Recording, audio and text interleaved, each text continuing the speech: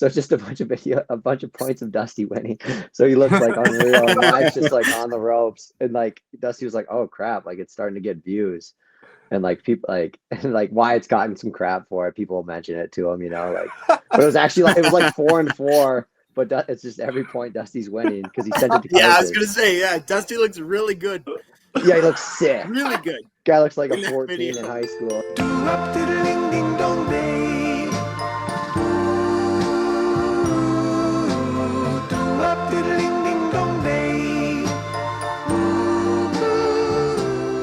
We welcome Toby Boyer, former Minnesota State champion, Nebraska Cornhusker, and current owner of On the Rise Tennis Academy down in the Twin Cities. How are you doing, Toby? I'm great.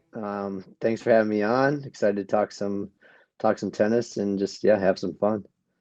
Yeah, we were dealing with a little bit of technical difficulties for a little bit here, which is not uncommon. I would say most oftentimes there's something that happens with it. Honestly, last time it was me. I couldn't, like, my mic didn't work.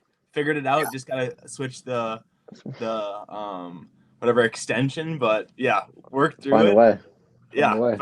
Found a way. But I kind of want to get into your introduction to tennis, how you got into tennis. How'd you get involved into what you are currently well first before we talk about that, Isaac. Okay. Why the hell are you wearing a Tennessee Titans shirt? Oh, my brother-in-law, he plays for the Titans. Ooh. Okay, that's a valid. My wife's older brother. Yeah, he's a linebacker, and so it's not Taylor Lewan. No, Lou Gifford. So yeah, I wear a little bit of. Yeah. I think he just finished his 7th year. That's outstanding. Yeah, he's a stud. 5 years with the Cowboys, and then he spent 2 years with Tennessee. So that's actually so sick. I feel like you can't hate. There's a lot of hateable teams in the NFL. Titans are not one of them. No, I don't think so. You and Isaac have something in connection there, where Isaac's younger brother Travis, he's no longer in the league, but was on practice squads. Yep, I've seen his name. Yeah. For NFL teams, and so, hey, our podcast just may become a Tennessee Titans podcast here. Yeah, why not?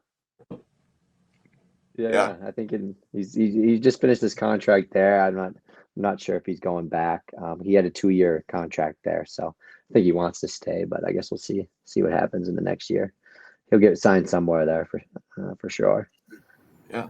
Have you been to any games? Has he hooked you up with any tickets or anything like that? I went and watched him play Cowboys at Minnesota, and then a preseason game too. But so I've been to 2. We wanted to go to more and want to go visit Nashville too, but just been so busy. So just been out to a couple. Yeah, that's pretty cool. Yeah. But before my first question, which I still want to ask you, before we got into Tennessee Titan talk, I always got to be promoting local brands. I got a little Cherry Tennis on right now. So. Oh yeah. Yep. You ever heard or heard of Joe Guimont with Cherry Tennis? I have not heard of Joe Guimont, but I've seen Cherry because of, I think, Hunter Heck or someone was kind of representing it.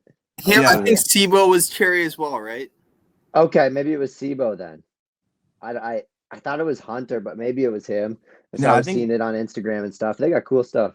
Yeah, he's a dude out of Croatia. Well, he's from Minnesota, but he like plays hockey in Croatia. Super cool dude. He was on the pod maybe like 4 or 5 weeks back. Okay. But yeah, super good dude. But anyways, got that, and then got the Seattle Space Needle here. Got a little cup. This thing definitely has BPO. It's not BPO free for sure. But yeah. Cool. Anyways, I dig it. Wait, what's the Seattle connection there?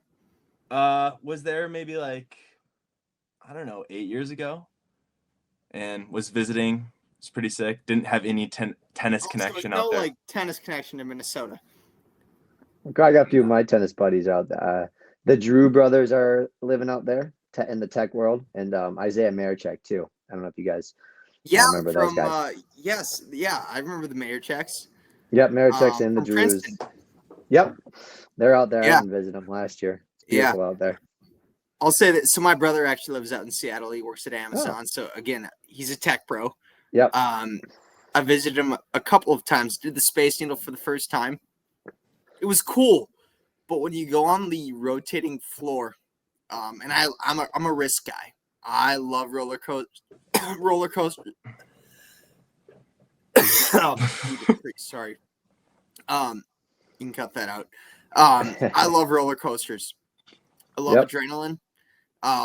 The rotating floor on the Space Needle was probably the most nauseous I've ever been on like a ride of some sort. Okay, I didn't go into that thing, so yeah. Explain wild, though. Explain it. Yeah, that doesn't make any sense. So it's a moving floor, and so you walk out and you're slowly moving in a circle. It's kind of like, how would you describe it? Similar to. I'm not a fan of that like a merry-go-round.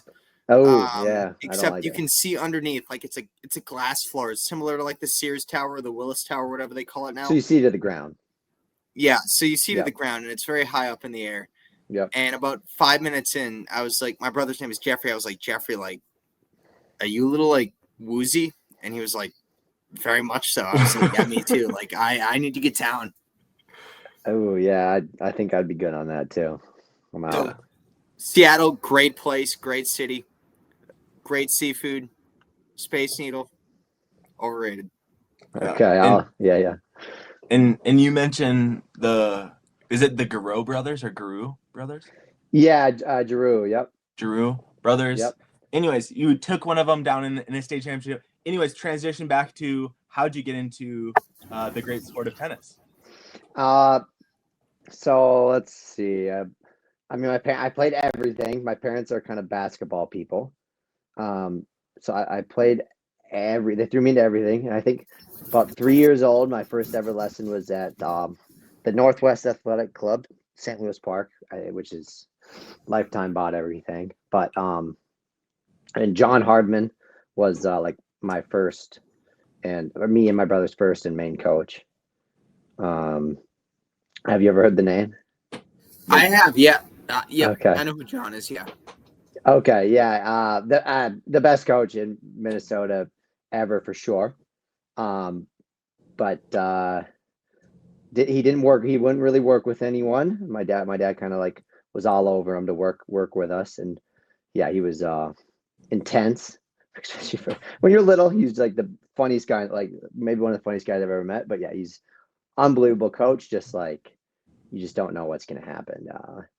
So he didn't take on too many juniors. So he wasn't a super like he didn't have like a ton of junior players. I think it was only me and my brother and Gary Notkin he would work with, because Gary just was Gary do anything he'd say.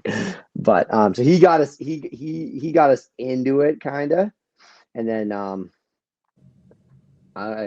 me and my brother played everything up until, and I even kept playing basketball in high school, but eventually my brother chose tennis, and then kind of just dwindled down to tennis. Don't know how. Yeah, it was not my favorite growing up. I like basketball, I like baseball, I like my friends. Mm-hmm. And then but then I just started getting pretty good at it, and I wasn't playing that much because I was in basketball season and baseball season, so I wasn't hitting as much as people probably thought. But then I was like, oh dang, I got second at state in doubles. I got second in state. I'm like, geez, I'm barely playing. So then I was like, well, I can get pretty good at this. And then that's when I kind of narrowed down in high school and stuff, late high school. Yeah. Well, yeah. And speaking of that, Toby, you mentioned your brother, obviously your older brother, Dusty, outstanding player, not a bad pickleballer either. Yeah. But what was it like growing up as the younger brother of somebody who was very accomplished in just sport in general, obviously tennis, but a good athlete overall? Like, how was it? I want to be like Big Brother, or was it more so like I want to pave my own path, or how did those paths align? Yeah, it was definitely tricky, and we were homeschooled, and then we did some classes at our Forest Lake, and we played all of our sports through there. But definitely different. I mean, overall, like John did the lessons with us, but my dad was like the main driving athletic like coach. He drove everything. So, but like, and so he was firstborn. Dusty got it so hard. I mean, that guy was. I mean, every day because we're homeschooled. It's us three every day. My dad stayed home with us and trained us all the time. So yeah, Dusty got it. Yeah, he was going through it. The guy was like, training. I mean, so I was kind of a little bit in the shadow, like watching a lot of it as my dad was kind of putting him through it. And then, but I think I learned a lot and watched a lot. And then, but it was definitely weird, and I wanted it more in a way. It's like Dusty. I mean, he put in a lot more work into tennis. Kind of quit everything at like 12 or 13, where I kind of kept playing basketball. But he won everything. I mean, he was so good, and he had a little bit of luck with him, and he just won. He kept winning. He kept winning. He kept winning. And I was like, so when I got to like state and stuff, although I should have quit basketball earlier. But anyway, like I was just wanting so bad. I was tight. I hadn't played many nationals, like, and I just like it. I mean, it's tricky. Like I was like, I mean, in my head, I'm like, oh, like there has to be like 7 Boyers in a row. It has to be. And then like I lost in the state final, lost in the state final, lost in the state final, and like I'm just like, and my brother won 4 in a row. Gets first team All Big Ten. Gets first team All Big Ten. Gets winning. And I'm just like, like I should have quit early. I should have started focusing early. Like, but like I was always chasing it. I was always fighting. I think eventually it made me like tennis more. And like, I wouldn't change it. It was great. But like it was a kind of a shadow. But I didn't. I mean, I don't know if it bugged me in a way but I found a way to kind of make my own path and enjoy it. And he's a good player. So. Yeah, no, absolutely. I mean, to your brother's credit, one of my favorite YouTube videos of all time, I think. No, I know which one. I think. Oh, it's your brother versus Wyatt McCoy in the state final. Yeah. And God, I can't even remember what year it is, but it's at baseline. 2011. 2011. Yeah, I would guess. Yeah, 2011, something like that. That sounds right. Wyatt's senior year, I think. Yeah. Yeah, I was gonna say it was Wyatt's senior year. Yep. Which we gotta get him on the pod, Isaac. Yeah, I'm down. But yeah, you should. I would say this, like, I mean, Toby, that's got to create some pressure on you, man. Like, growing up, obviously being in your, I don't want to say in your brother's shadow, but obviously he was accomplishing a lot of things. You were too. But when it came to college, you were a ridiculously good high school player. You chose Nebraska. How did that come to fruition? Was it because your brother went there, or was it because it was the right fit for you? Yes. Quickly, I was with the Wyatt. Like my brother just uploaded that. Like he didn't even like he was just young and was like, oh, this is to send to coaches. So it's just a bunch of points of Dusty winning. So he looks like unreal. And Wyatt's just like on the ropes, and like Dusty was like, oh crap, like it's starting to get views. And like people like Wyatt's gotten some crap for it. People mention it to him, like. But it was actually like 4-4. But it's just every point Dusty's winning because he sent it to coaches. Yeah, I was gonna say, Dusty looks really good. Yeah, he looks sick. Really good. Guy looks like a 14 in high school, just punt. Yeah, but anyway, I thought that was kind of funny that it ended up kind of getting views and stuff. But Nebraska. So for Dusty, they Minnesota offered Dusty a walk-on spot, and then so we were Gophers like till we die. Yeah. we've been to so many Gopher men's basketball games, women's basketball games, because my mom was a college basketball player, men's games, women's games, tennis matches. And then they offered a walk-on. So our family was pretty bummed, I would imagine. Yeah. And I was even there for the meeting, and I was like, I couldn't believe it. I was like, no way. Wait, they had a meeting to give him a walk-on? Yep. I mean, yeah, like a coach meeting. Like, I mean, that makes sense that they would have a meeting for it, but like, Yep. it's still bullshit. Pardon my Yeah. Yeah, that's kind of bush league. Yeah. So, and I mean, me and my brother always kind of like rivaled, and we never were like, oh, you're so good. Like, we were always kind of like, kind of like, oh yeah, like trying to beat up on each other, one up each other, beat each other. But like, I remember I was like actually like pissed. I was like in the 8th grade or whatever, and I was like, no way. So yeah, when that happened, like we were just kind of like, oh dang. I think my dad was like, oh, like we think he's going to be a number 1 singles level in the Big Ten, and like they were just kind of like, like we got to recruit other people. So yeah, we were a little bit yeah. taken aback. Yeah. Yes, well, for sure. One other thing that I want to point about that situation is I've seen this with like Duke. I feel like for basketball where they recruit someone and then their brother is coming along later, so that's why they recruit him. It wasn't with Tyus Jones. It was with someone out with Duke basketball. I believe. Suggs brothers. It could have been the Suggs or no, it was the Hurt brothers. Do you remember the Hurt brothers from Rochester, Minnesota? Yeah, I've heard of them.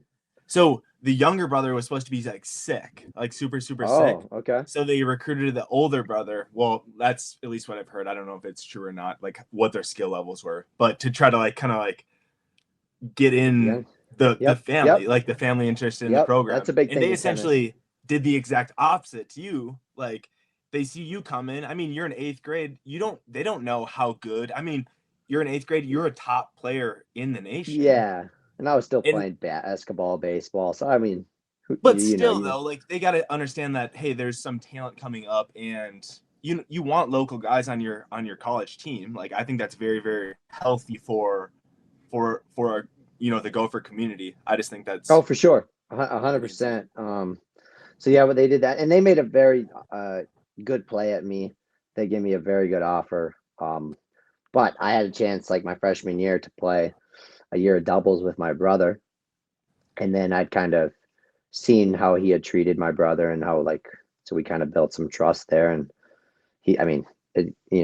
having full ride offers to some of the other schools, it was just so tough to pass up, just because not that money's everything, but it just shows how much that coach is trusting in you. Mm-hmm. Like, so yeah. Now you're talking at Nebraska, right? Yeah, Nebraska. The coach was, we really, really liked him. A coach person. So so I ended up, and I was like 50-50 for like week, 2 weeks, 3 weeks. I mean, I was like not sleeping. I was like, dang, like my family, even after, or even after like my brother chose it, but they were still wanting me to be a Gopher even after that, because they wanted me around and to play for Minnesota, and I always did too, but like just was like, I can't. Well, Toby, I think that granted, Isaac and I are not near the level that you were able to play at, but I think as a kid in the northern section growing up, that's the dream of every kid, is to be able to play for the Gophers. Like there was nothing better than as a kid at like when the level 3, like when it rotated between Lakeville and baseline, like when you were at baseline and there was a Gopher match afterwards, it was holy crap. Like I want to be like these guys one day. Yep, for sure. 100%. Yeah. That's what I always dreamed. So, but Nebraska was, it worked out great. I don't think I would change my pick. So I got to ask you, obviously you spent 4 years in Lincoln. How many runzas did you eat? In college, none. Really? Okay.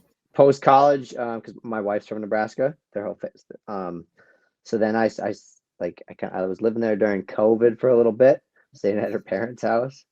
I was trying to save some money for futures, but I picked up a run and I was like, okay, like, dang, it's pretty good. I kept getting better and better, and every time I go back to Nebraska, I have a Runza. And how would you? So I've fire. never had one. So it's because I'm allergic to gluten. Can't have bread. But it is essentially a hot pocket with like a Philly cheesesteak inside. Is that an accurate depiction? I think so. Yeah, it's pretty much breaded, and on the inside, just like chopped up like beef with like a nice spice and some onion. It's just Okay. like the Okay. regular one. I don't get the one with cheese, just the regular, and it's fire. Great fries, good onion rings. Place What is great. is it from a restaurant? The restaurant's Fast food called restaurant. Runza. Okay. Yep. Runza, Rust. okay. Yep. There's a brand new one right by my wife's parents' house. So yeah, I'm stopping by. And 100%. you mentioned you played your freshman year with your brother, and you guys lit it up. You guys were 21-4 in dubs that year, and yeah, had a lot of success playing with him. What was your takeaway from that electric season and getting to play with your brother? Yeah, so that was an interesting year. My freshman year, I was like, honestly, I don't know what, I think it was just like high stress and stuff, but I was messed up. I had like a cough for like 6 months. I had sore throat for a year and a half, consistent, chronic, like, and just stressed out with college and wanting to do well. But like in doubles, like, yeah, not making NCAAs was so dumb because we beat Ohio State's one. We beat a lot of these ones, but they would just split their guys on us, so that way we couldn't take down a top 10 team or whatever. They have two top 10 teams. They're 1 and 2 doubles. They'd split the guys, when they're in the Big Ten season playing teams like Minnesota, Iowa, Wisconsin, Nebraska. They'll split them. So I mean, we were killing it. Uh, Simply because of Dusty. Freshman year, I did all right. I've never thought I did well in doubles, but I don't think I'm that good at it. I think just other people are bad at it. Is the way I'd put it. I don't know. But Dusty was lights out. It was stupid. He had maybe one bad match. Stupid Yeah, good. I mean, and Toby, I think, what year did you graduate high school? 15. Okay, so and I was a 16, so you're a year older than me. I remember watching you growing up playing USTA tournaments, watching you play guys like Greg Wisher, if you remember him. Oh yeah, we played a couple times. Yeah, Charlie Adams. Yep. I'm 1-0 against Charlie Adams. No way. That's a tough We don't win. have to include this in the pod. But me and Nate Ackert were doubles partners at the winter level 3. Oh yeah. Nate went on and played at Co. I know it. Yeah, I remember playing him a couple times. Good dude and got a lot better in college. Okay. But we had won our first rounds and lost in the second round to Nick Beattie and Jesse Sprinkle. Okay, yeah, they played together. But on the other side of the draw, Charlie was supposed to play with Greg Wisher. Greg had to drop out because of an injury or whatever it may be. So we got paired with a guy named Jaden Hodgson, who was like, he wasn't a bad player. Like, he was probably pretty similar to me, like a 2-star recruit, like, but not elite. And they lost to Aaron Goodman and Roger Rule. Roger Rule, wow. Shakopee legend. Yeah, I kind of remember playing him too. And afterwards, Charlie came up and said, so we would have played them in the third place match. And Charlie was like, hey, congrats on third. I don't want to play a fucking match with this guy ever again. It's pretty defaulted. So we got the win. We got the USDA points at the time. That's hilarious. That's so funny. Going back to your USTA experience with doubles, like, what do you think when it comes to? I mean, we're in I don't know if transformational is the right word, but college tennis is obviously D1 and D2 are it's one doubles point. Whoever wins 2 matches gets that doubles point. D3 for the most part is still 3 doubles points, 3 points, or 3 doubles matches, 3 points. What is your take on that? I don't know. That's tricky. I'm not a fan of doubles, to be honest. I think I'm a better doubles player than singles player, or I do better. I never played much of it. I wouldn't really play doubles at any of the sectional tournaments or national tournaments. I mean, college, obviously, like played and did all right and stuff, but I don't know. It's tricky. I think especially in Division One, like in the big, like it's huge for the fans. I think like that part's cool of it, but after that, like I don't know. I'm not a big doubles guy. No, that's fair.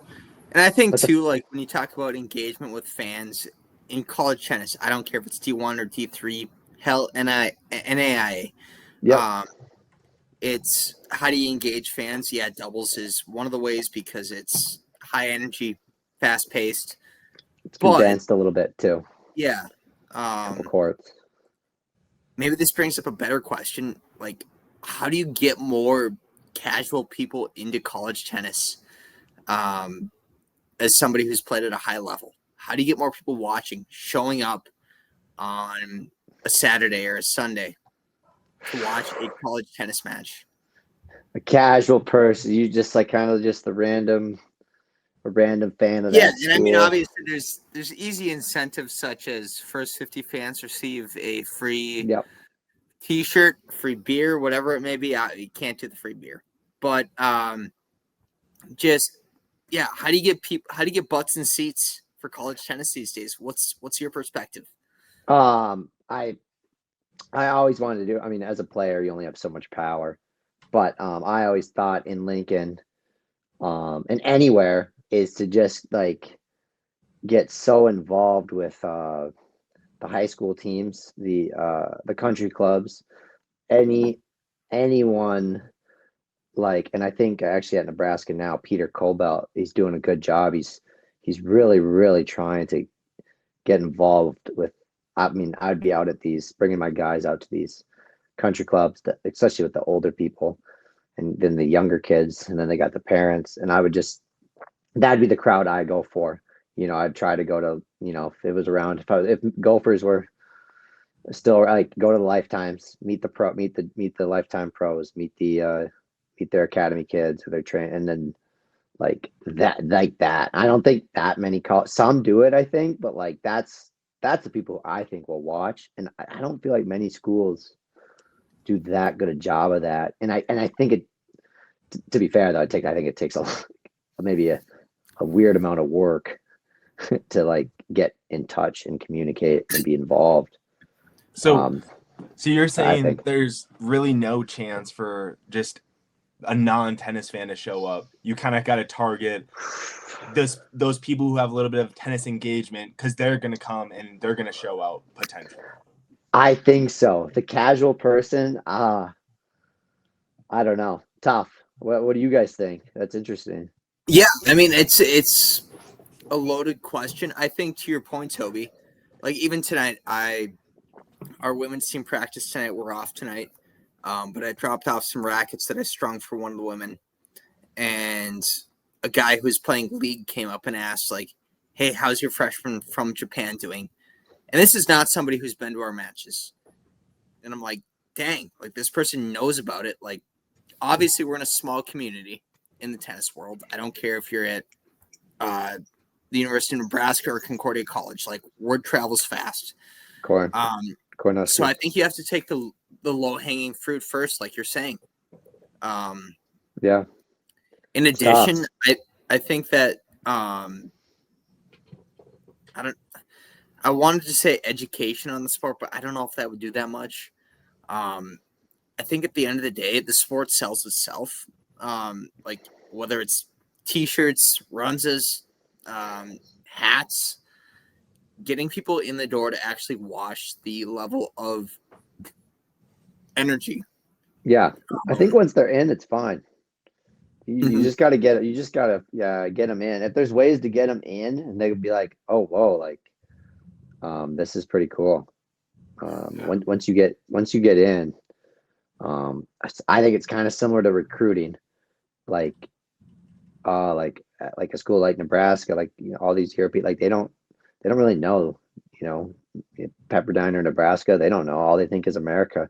You just get them over, Right. and like they see this at the energy at a Big Ten school like that, or any school, like they're gonna be like, oh, like you got to get them to come. Like that kind of a similar. That reminds me of kind of that similar idea.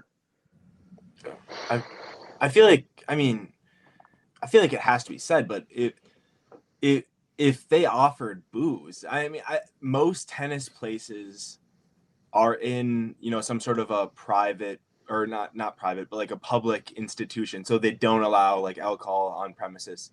But if you're talking about an event like an ATP tournament, they're serving alcohol there. Like I think if you provide that at college stadiums, and I don't know, maybe they do. Toby, correct me if I'm wrong, but I doubt they do. I have not seen one tennis venue where there's like drinks, and that will get a casual person to go out there and hang out, whether you're for or against, drinking. I think that's a fact. Yeah, no, that's 100% true. Like the first match I went to at Nebraska, they used to have these courts, just kind of these crappy courts, honestly, in the middle of campus.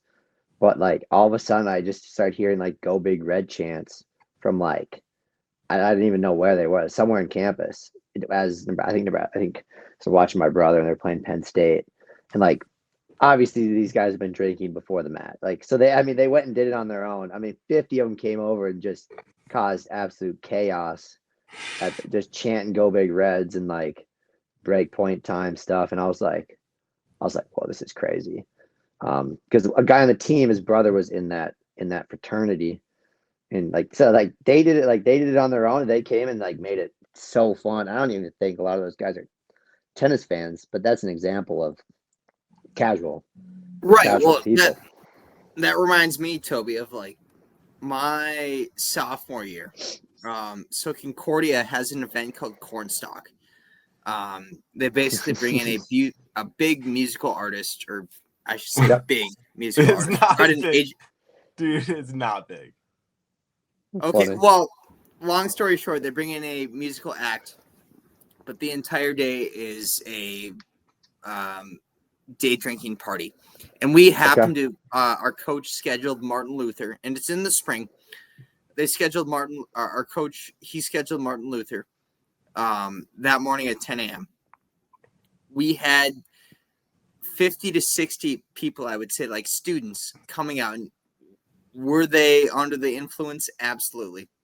But they were watching tennis. And I'm not saying that's the healthiest or the best way to get people out to matches.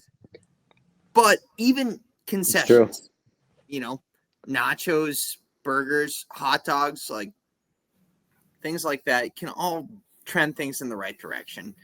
Agreed. And we'll see. It's one of those things where I think that when you look at the growth of our sport, and the growth of racket sports, obviously the majority of that is pickleball. But I did want to ask you, what are your thoughts on pickleball? Like, are you a firm believer of like, hey, if somebody's never played a racket sport and they play pickleball, they're more likely to play tennis? Or are you anti-pickleball? I do not like pickleball. Flat out. I don't mind playing. I like to play I like to play some singles. Like it's fun to play. Doubles, hate it. It's once you get into doubles, definitely more, it's more similar to like bowling, or I kind of got some hot takes with pickleball, but singles is great. Like that's a sport. I think it's a sport if you're playing singles. Like you got to be an athlete. Like you got to be able to move and play. If you're, especially like top 20 in the world, these guys can play, I think. But after that, I do not like it. But I do like that it's a lot of older, and I mean, even some people our age, getting out, being active, having fun. It's almost like a pickup basketball type, but like Well, anybody can play. So you look at it's folks good. from our neck of the woods like Mahana Dahuni, and Anna Klohani. I mean, Yep. both turned into just like stud pickleball players, and it's exciting, but also how can that translate to the growth of tennis? I don't know the answer, but it's a thought that I have.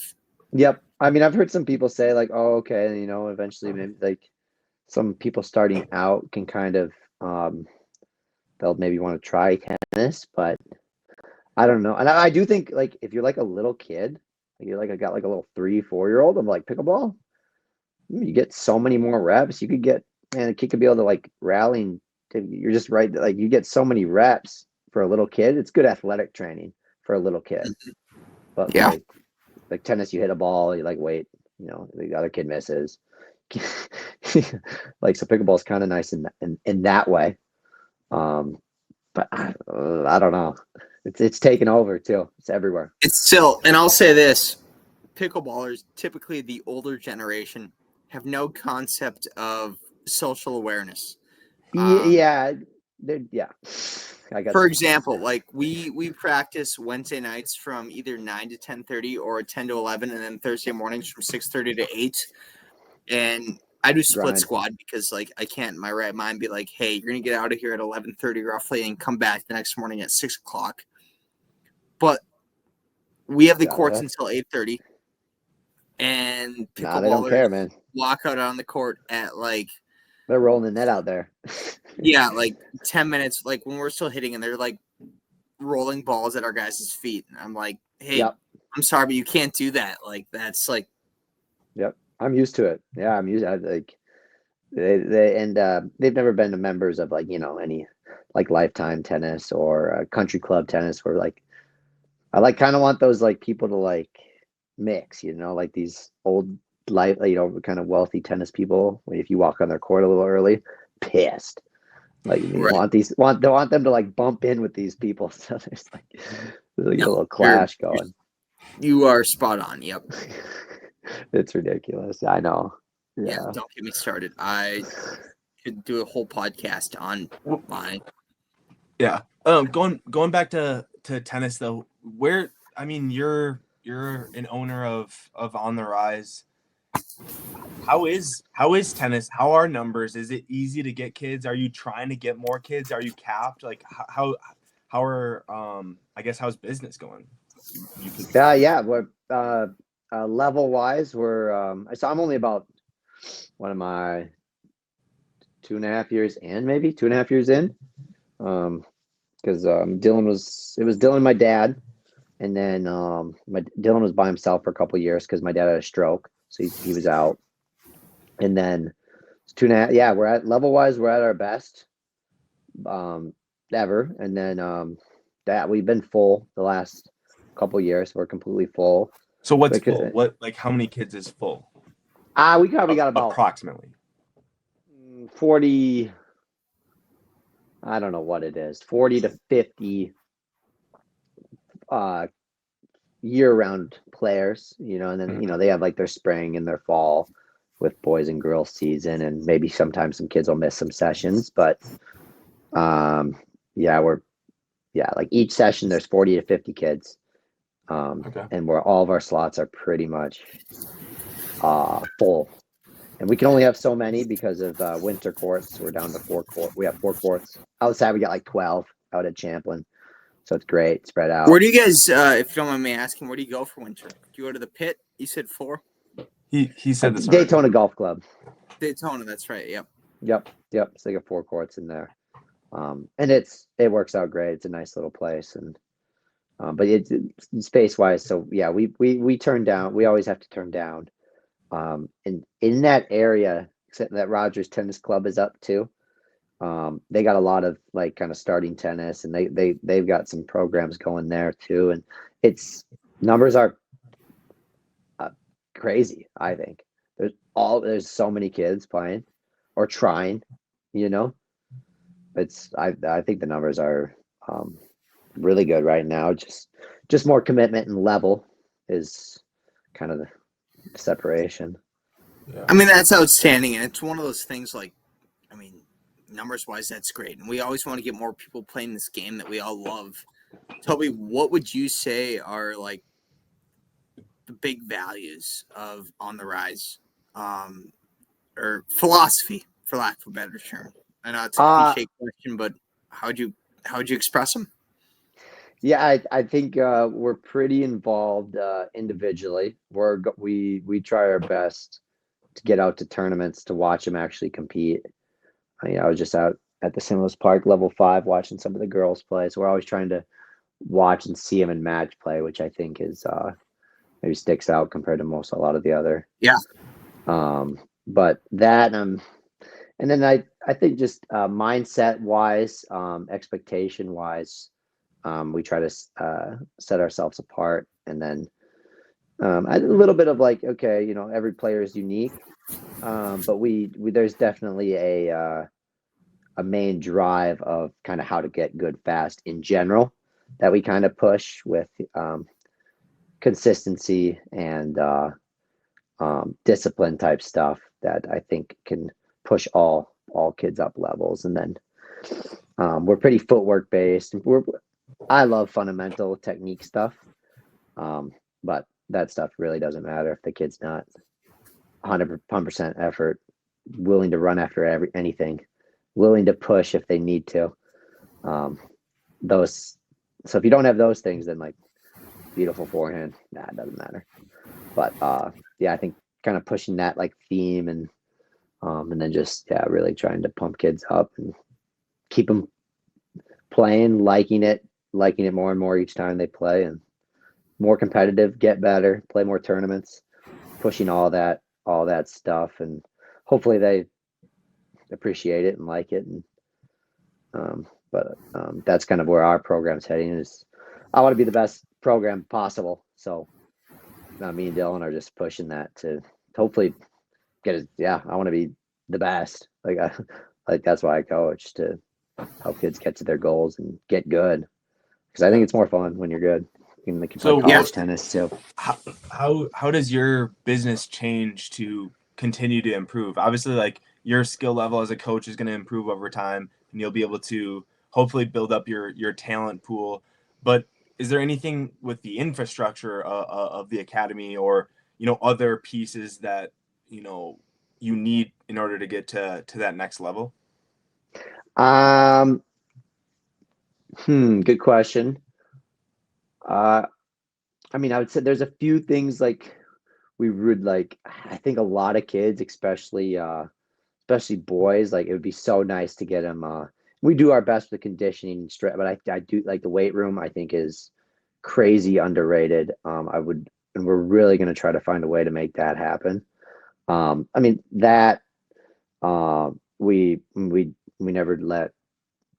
I mean, it happens once every couple months, but they shouldn't try to never have more than 4 kids on a court, just to keep number of balls up, keep kids moving and playing. And we're trying to mix in a little bit of hand feed, working on the footwork stuff. I don't think people know how to coach footwork, or just know, like, what does that mean, footwork, how to set up on balls, which stances to be in for which balls, all the stuff like that. I think can just help kids get better fast, stuff like that.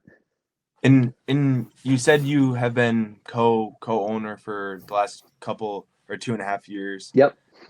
Have you seen any success stories come through your guys' program that like you see higher than all the rest, or one of a kind type of thing?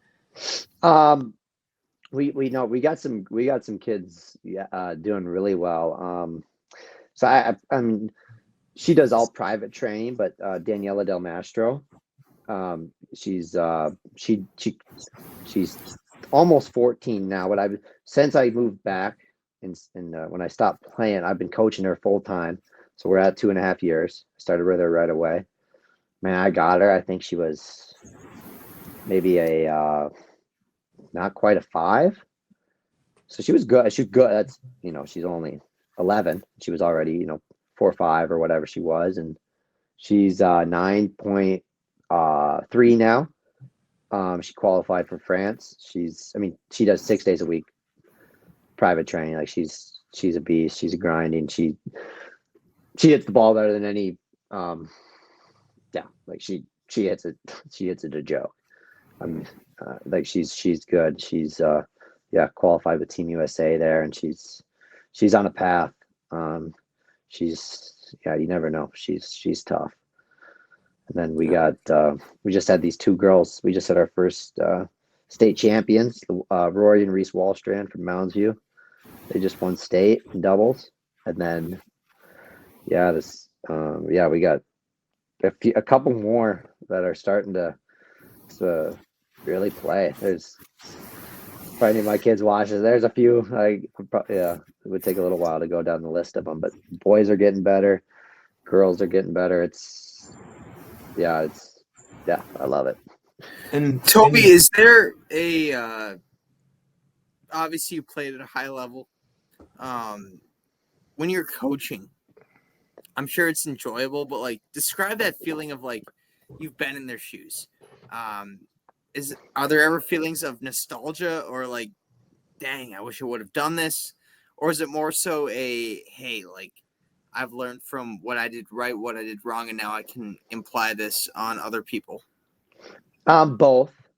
For sure, both. At some points, like I'm like, wow, like you guys are so lucky. Like if I had like two of me and this guy coaching me when I was like playing on like, I'm like, but at the same time, I'm like, like I don't really like reminisce too much or stuff, but and we're not quite at the level where we got the boys like at that level. I think we're we got some time to build up that level, so I can't quite relate sometimes but hopefully soon we got some more boys coming through, kind of the commitment and level where I can relate more. But I think even at all the level, like I feel like you can relate and help on the mental aspect so much. Sometimes I think some of them don't feel like they can relate tennis wise because they're like, well, that they don't think it means the same. They're like, I lost in the finals of my level 5. They're like, it doesn't mean that much because you lost in the finals of state. They think it's like different kind of thing.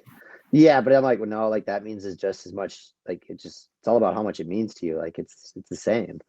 Right. So I think it's sometimes a little tricky, but hopefully I think I'm able to help them a lot on the mental side. I think. And the mental side is definitely something that can kind of elevate your performance, and it's necessary for tennis to become elite. And you pursued playing pro tennis for a couple of years, if I do remember right. How was your experience on the pro tour? If you can kind of like explain that time of your life, and then to piggyback off of that mental game, what does it take to really become the top of the top? I'm saying like top 400, 200, 150 guy in the world. What does it take to really get to that level? Yeah, that is just so tough because like a lot of people say they want to be good and stuff, but like if I gave someone a map to get there, no, they're gonna get in their own way. They're not gonna want to put all that much work in and go through that. They just could. You just have to be so tough and so different. You almost need a mentor, coach, a parent to be able to push you through that. Like I'm like, I could give someone the map. I'm like, here, this would make you number 1 in the state, make you the best player in Minnesota ever. They're not gonna. It's so rare. They're not gonna want to do all that. They're not gonna go through all that mentally, physically. But how you don't know if you don't try though, right? Correct.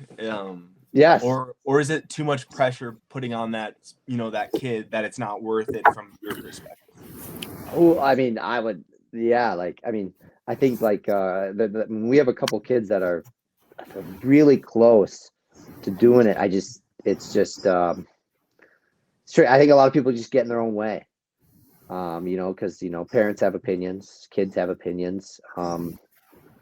That's usually get in their, they usually get in their way. Mm-hmm.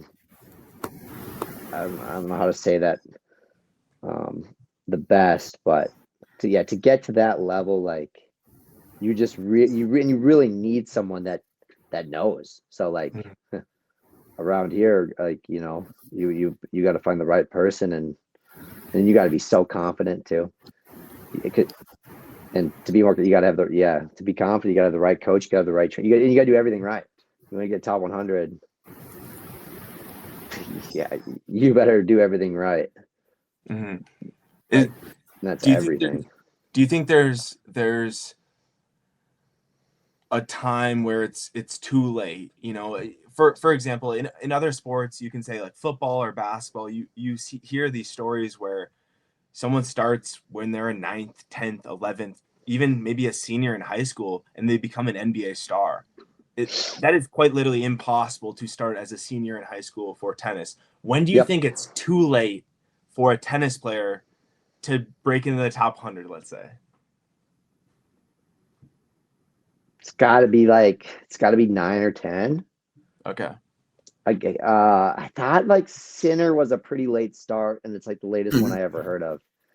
I can't remember his age, if he was 11, 12. I'm gonna get. Federer was also a late start. Yeah. Oh, do you know how old? I want to say I've read things that have said Federer was 16, but like that could be a bit old. I think I've seen some videos of him at like 7 or 8. Yeah. No, Fed played like pro. Okay, it's probably younger than But there's someone that's a little bit late, but like Nadal at Nadal at 16 beat number 1 in the world. Like if you want to be that, I mean, that's a legend. That's a little different, but I think I don't know. I mean, even 6, 7, to keep up with those guys, you might be too late. I mean, you got to start hitting, but you got to start athletically training. You don't have to be focused on tennis, but you got to be ahead of the curve. That's for sure. These guys are so good. That part's tough. Yeah. And then kind of going back to the tour and the tour life, where were you traveling? What did you focus on, a specific part of the world? Did you try to stay in the US? How was the tour life? Yeah. So I probably played about a year in total, because COVID hit when I first started, and then I had a shoulder injury pretty bad. I tried to play through, and I'd never been injured before, so I couldn't really play, so I was dropping. I was doing so bad, and I was trying to play through it. But so I probably got a year to year and a half. But I was living in California or Florida, and then is where I was based, just like couch sleeping, like got no money, but doing that. And then Cancun, had played a little bit in the U.S., and then Egypt, Tunisia, Greece. Where else did I play? Israel, a few other places like that. But like, because of that time, a lot of the world was closed. But I would have liked to go to more like a South Africa, Asia, Australia. But it was kind of a weird time. Like Turkey was open, so played that. But yeah, it was just like a weird time. Tournaments were stacked. First round, second round qualies, you play like 13-8s, 14s, because the ATP the points were so like scarce, because there was only Egypt, Turkey, Greece for like 6 months of my playing. So that like, and then to make it, you gotta win through that. And I wasn't winning. These guys are tough. But yeah, tournaments were thick, so deep, because there's probably 25. I bet right now there's 25 in the world going on per week. At that time there was 3, and then eventually it opened up to like 10, 12. But no, that it was a great experience. Pretty cool. How, I didn't want to how do travel you the world otherwise. how do you like sign up for those tournaments? Do you just like do you just like register online? Hey, it's an open feed and you sign in, or is it like top ranking? How does that all work? Yeah, you just have to create an ITF dot pin or whatever is like you just make, I don't know what it is, 50, $100. And then you sign up for the tournament. And I think everybody starts off like if I re-signed up, like I wouldn't be ahead of you guys, I don't think. So it'd just be like we just have to hope that like, so I don't have any ranking. So But if 1,000 people signed up, it would be 1,000-person draw. They don't cap it or anything, or oh, okay, yeah, like the the main draws will be 32, and then qualies. Usually it's, I think the US was doing 2 rounds of qualies, so 48 draw, and then sometimes they had 64 draws for qualies. So it would kind of, and usually top 1,000, you could usually get, so if you had like 11, 12 ATP points, you could usually get main draw. Usually. Not during COVID. You probably needed like 20 points. But yeah, during that time, something like that. Yeah, interesting. Yeah, probably 100 people cap, something like that. But go ahead, Dave. No, you go first, Isaac. I kind of got some random questions here. Do you have a favorite tennis movie of sorts? Do you have any particular flicks that you like that involve tennis at all?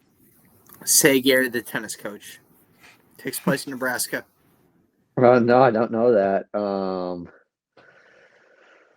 I like. I'm like huge into classic tennis.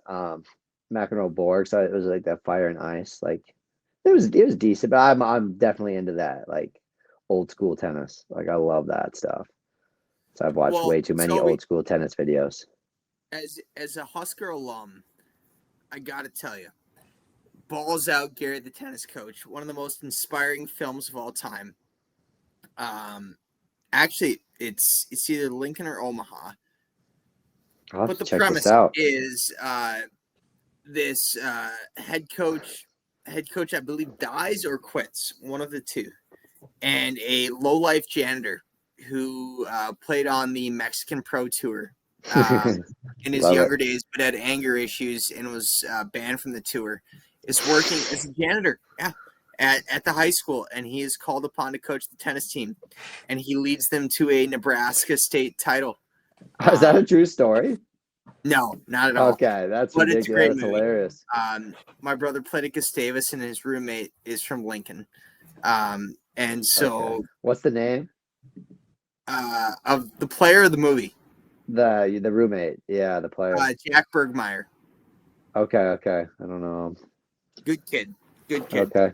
But balls out, Gary the tennis coach. If you ever just want a good laugh, I mean, it's not going to win any awards anytime soon. But I like that. Yeah, that's right. I like those. That's good to know. It's outstanding.